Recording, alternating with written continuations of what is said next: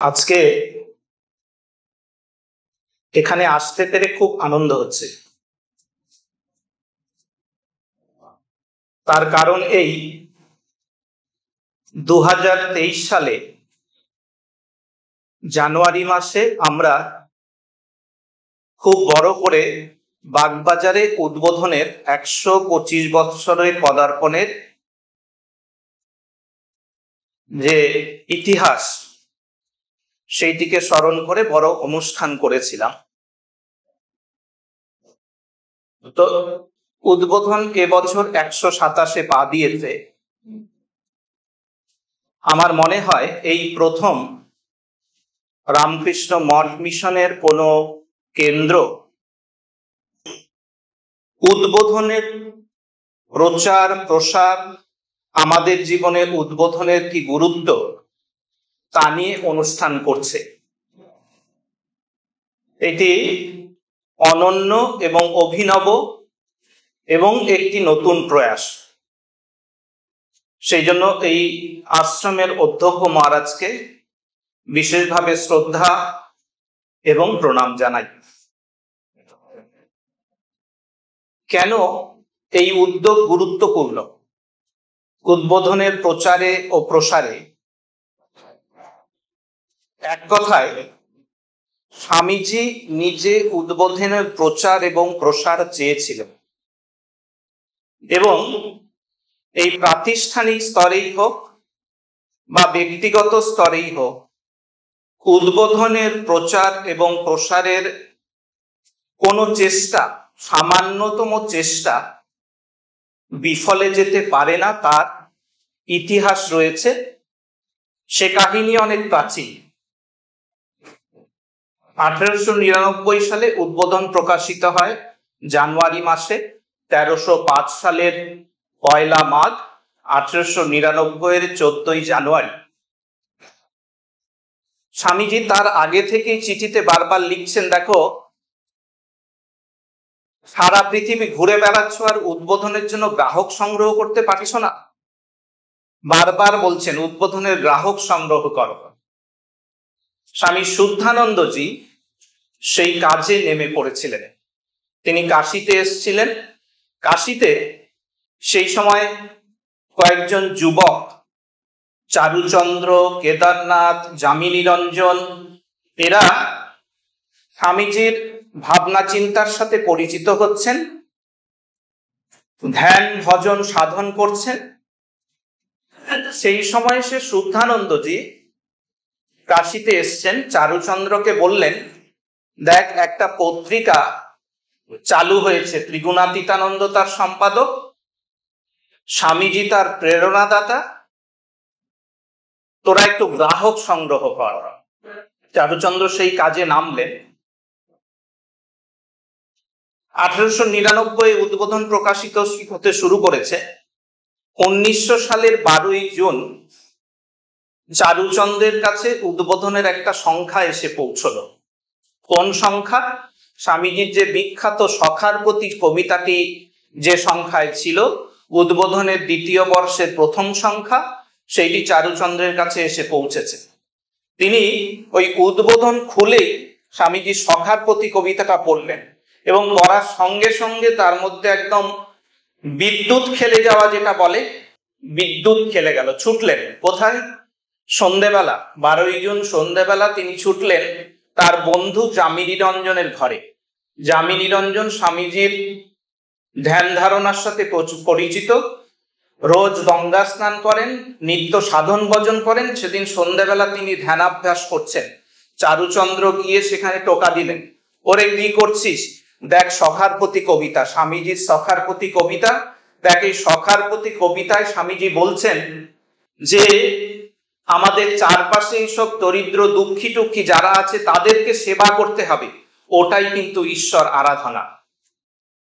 শোনালেন সখার প্রতি কবিতা। এটি 12 জুনের কথা বলছি, 1900 সালের। 13 জুন সকালবেলা যামিনী রঞ্জন তিনি গঙ্গা স্নান করে ফিরছেন, দেখছেন রাস্তায় এক বৃদ্ধা পড়ে আছেন, অসুস্থ, তার সারা গায়ে মলমূত্র লেগে আছে। তার সখার প্রতি কবিতা, আগের দিনের কথা মনে পড়ে গেল, তাকে তুললেন, তুলে নিয়ে একটি রোয়াকে শোয়ালেন, ভালো করে পরিষ্কার করে দিলেন, গায়ে জল টল দিয়ে একটু ভিক্ষে করে 4 পয়সা জোগাড় করলেন, দুধ কিনলেন, দুধ কিনে তাকে খাইয়ে দিলেন, একটু তার সুস্থতা এলো।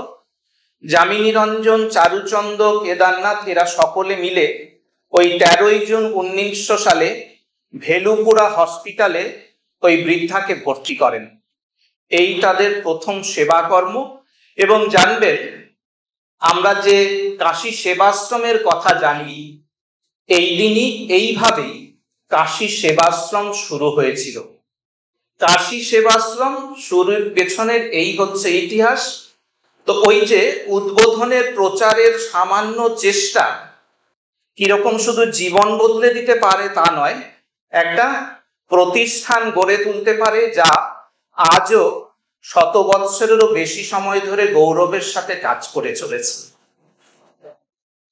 তো যারাই উদ্বোধন এবং প্রচার এবং প্রসারে সামান্যতম উদ্যোগ নেবেন তা বিফলে যাবে না, কারণ এটি স্বামীজির ইচ্ছা ছিল। স্বামীজি 1894 সাল থেকে চেষ্টা করে যাচ্ছেন যে একটা বাংলাতে একটা পত্রিকা হোক। ব্রহ্মবাদী চালু হয়েছে, প্রবুদ্ধ ভারত চালু হয়েছে, কিছুতেই উদ্বোধন চালু হচ্ছিল না। কেন? অর্থের অভাবে। সেটি অনেক কষ্টে স্বামীজি 1000 টাকা দিয়েছিলেন, আর কিছু টাকা ধার নিয়ে উদ্বোধন পত্রিকা শুরু হয় 1899-তে। এবং ভাবলে অবাক হবেন, সেই সময়তে দুটি প্রেস মানে ছাপার যন্ত্র কেনা হয়েছিল, কিন্তু অর্থের এত অভাব যে বড় বাজারে একটা গুদাম ঘরে সেটি রাখা হয়। স্বামীজির ইচ্ছা উদ্বোধন হোক, উদ্বোধন প্রচার হোক, প্রসার হোক। ত্রিগুণাতীতানন্দজি অসম্ভব পরিশ্রম করতে ওই বড় বাজারে যেখানে গুদাম ঘরে রাখা হয়েছিল, সকালে 6টায় সেখানে যেতেন, আর সারাদিন কাজ করে সন্ধ্যে 7টায় ফিরতেন, গায়ে তখন জ্বর থাকতো। এই হচ্ছে উদ্বোধনের যাত্রা। এবং অশোকানন্দজি তিনি শুদ্ধানন্দজির কাছে শুনেছেন, ত্রিগুণাতীতানন্দজি এত পরিশ্রম করতেন, দিনে কখনো কখনো 23.5 ঘন্টা কাজ করতেন। ঘুমানোর দরকার হলে বেঞ্চের ওপরে ঘুমিয়ে নিতেন, কখনো কখনো দাঁড়িয়ে দাঁড়িয়ে কাজ করতেন যাতে ঘুম না পায়। আবার সারাদিন এত কাজের চাপ থাকতো যে হয়তো একটা কলা খেয়ে নিতেন, আর কিছু নয়। প্রেসের কর্মীর অভাব, ওই লোকের বাড়ি খুঁজে খুঁজে কর্মী জোগাড় করতেন, কখনো কর্মী অসুস্থ হলে তার সেবা করছেন। এবং এমনও হয়েছে যে সারাদিন তিনি উদ্বোধনের কাজ করছেন, রাতে গিয়ে যোগানন্দজি তখন খুব অসুস্থ, সারা রাত যোগানন্দজির সেবা করছেন। তো যে উদ্বোধনের কথা মহারাজ বলছিলেন, এই উদ্বোধনের পেছনে এইরকম প্রাণপাত পরিশ্রম আছে। উদ্বোধনের প্রথম সংখ্যা যখন বেরোলো, তখন ত্রিগুণাতীতানন্দ স্বামীজিকে খুব ভয় করতেন, কারণ জানেন যে উদ্বোধনের মধ্যে ভুল ত্রুটি যদি কিছু থাকে তাহলে স্বামীজির কাছে বকুনি খেতে হবে। প্রথম সংখ্যা নিয়ে তিনি স্বামীজির কাছে গেলেন না, তিনি শুদ্ধানন্দজিকে পাঠিয়ে দিলেন যে বকুনি টকুনি যা খাবে শুদ্ধানন্দ খাক। তো শুদ্ধানন্দজি উদ্বোধনের প্রথম সংখ্যা নিয়ে স্বামীজির কাছে গেলেন। তো স্বামীজি দেখে খুব খুশি। শুদ্ধানন্দজি স্বামীজিকে বললেন যে ত্রিগুণাতীতানন্দজি যেদিন প্রেসের কাজ শুরু করেন সেদিন ঠাকুরের পুজো করে কাজ শুরু করেছিলেন। খুব খুশি। স্বামীজি বললেন, ঠিকই তো, ঠাকুর তো আমাদের কেন্দ্রে রয়েছে। তারপর বলছেন যে দেখ, তোরা সবাই মিলে ওকে সাহায্য কর, জানবি এই যে সাহায্য যদি করা হয় সেটাই হচ্ছে ঠাকুরের সেবা। তো এই যে উদ্বোধনের সেবা, ঠাকুরের সেবা, উদ্বোধনের প্রচার প্রসারের চেষ্টা ঠাকুরেরই এক সেবা, সেইটি কিন্তু সেই সময়েই স্বামীজি আমাদের মনের মধ্যে গেঁথে দিয়ে গেছে। এই যে আজকে এই অনুষ্ঠানের আয়োজন করেছেন মহারাজ প্রচার প্রসারের জন্য, এই প্রচার প্রসারের কিরকম ত্রিগুণাতীতানন্দজি চেষ্টা করেছিলেন। ওই যে বললাম 1899 জানুয়ারিতে উদ্বোধন প্রকাশিত হয়, ফেব্রুয়ারিতে ত্রিগুণাতীতানন্দজি ঢাকাতে এক ভদ্রলোক ছিলেন, তার নাম হচ্ছে যতীন বাবু। ত্রিগুণাতীতানন্দজি 1000 হ্যান্ডবিল ছাপিয়ে যতীন বাবুর কাছে পাঠান। পাঠিয়ে বলেন যে দেখো, তুমি লোকের ঘরে ঘরে গিয়ে এই হ্যান্ডবিল দেবে। শুধু তাই নয়, লোকের ঘরে গিয়ে হ্যান্ডবিল দিয়ে লোককে বুঝিয়ে বলবে যে হ্যান্ডবিলে কি আছে, মানে উদ্বোধনের কথা বুঝিয়ে বলবে। এরা শুধু উদ্বোধনের জন্য প্রাণপাত পরিশ্রম করেননি, তার প্রচার প্রসারের চেষ্টা করে গেছেন। যতদিন ত্রিগুণাতীতানন্দজি ছিলেন, শুদ্ধানন্দজি করে গেছেন, পরবর্তীকালে যারা আছেন তারা করে গেছেন। তো স্বামীজি কি চেয়েছিলেন? উদ্বোধনের জীবন উদ্দেশ্য যদি বলি, আর্যেশানন্দজি কিছুটা বলেছেন। যদি খুব সংক্ষিপ্ত রূপে বলি, স্বামীজি উদ্বোধনের মধ্যে দিয়ে কি হবে চাইছেন। প্রথম হচ্ছে, উদ্বোধনের মধ্যে দিয়ে ঠাকুরের ভাব প্রচার হবে প্রথম। দুই হচ্ছে, উদ্বোধন আমাদের মধ্যে যে সুপ্ত গুণাবলী আছে, মানে আমাদের মধ্যে যে দৈব গুণ আছে, উদ্বোধন সেগুলোকে জাগিয়ে তুলবে। দুই হলো। তিন হচ্ছে, উদ্বোধন ইতিবাচক ভাবনা দেবে, নেতিবাচক ভাবনা নয়। স্বামীজি নেতিবাচক ভাবনার প্রবল বিরোধী ছিলেন। তিনি বলতেন যা কিছু, সমস্ত বিষয়ে যা কিছু ইতিবাচক ভাবনা আছে উদ্বোধনের মধ্যে দিয়ে সেটা প্রচারিত হবে।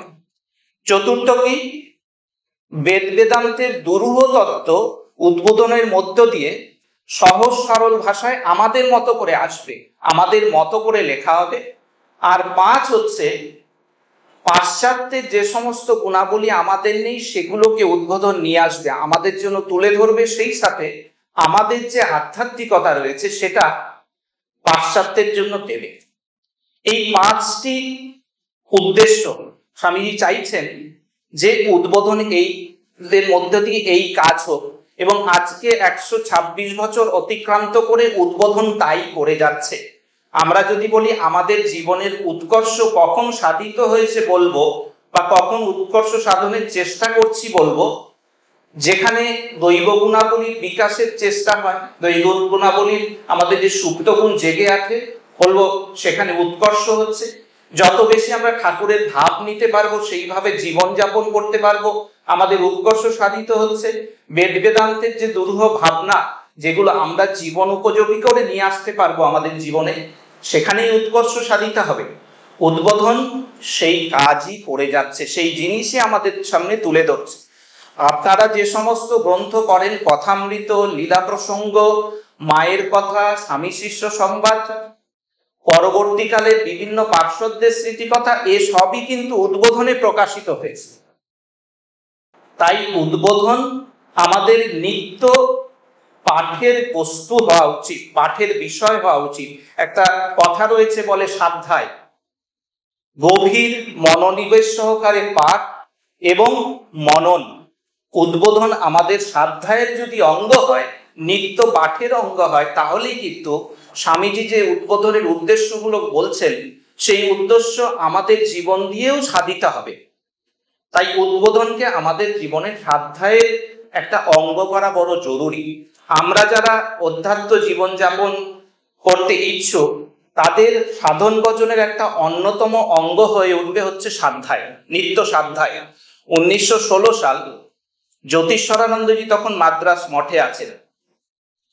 স্বামী ব্রহ্মানন্দজি গেছেন ওখানে। জ্যোতিষ্বরানন্দজি ব্রহ্মানন্দজি শিষ্য, এবং ব্রহ্মানন্দজি চাইতেন জ্যোতিষ্বরানন্দজি সাধন ভজন এবং অধ্যয়ন দুটোই করে।